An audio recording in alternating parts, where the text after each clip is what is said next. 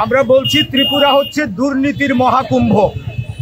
BJP এবং মথা IPFT এদের যে জোট সরকার, এই জোট সরকারের আমলে বর্তমানে রাজ্যে সর্বব্যাপক দুর্নীতিতে ছেয়ে গেছে।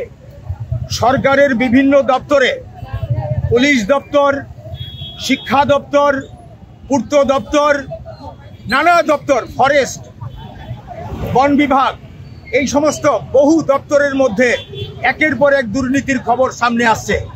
আজকেও আছে রাজ্যের বিভিন্ন জায়গায়, খোয়াইয়ে, সিপাহীজলায়, আগরতলায়।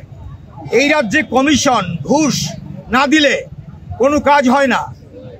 এই তুলাবাজি চলছে, একদিকে নেশার কারবার, অন্যদিকে এই রকম একের পর এক তুলাবাজি, করাপশন। এর বিরুদ্ধে আমাদের প্রতিবাদ।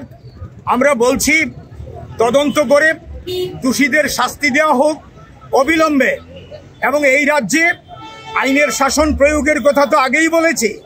এই দুর্নীতি বিরোধী যে পদক্ষেপ, এই পদক্ষেপ সরকারকে করতে হবে। কিন্তু করবে কে?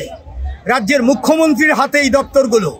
স্বয়ং মুখ্যমন্ত্রী এই জন্য দায়ী হবেন জনগণের চোখে, কারণ তার নিয়ন্ত্রিত যে দপ্তর, এই দপ্তরের মধ্যেই সবচেয়ে বেশি দুর্নীতি বাসা বেঁধেছে। তার প্রতিবাদে আজকে আমরা মিছিল করছি, প্রতিবাদ করছি। এই মিছিল এখন আমরা এখান থেকে শুরু করছি।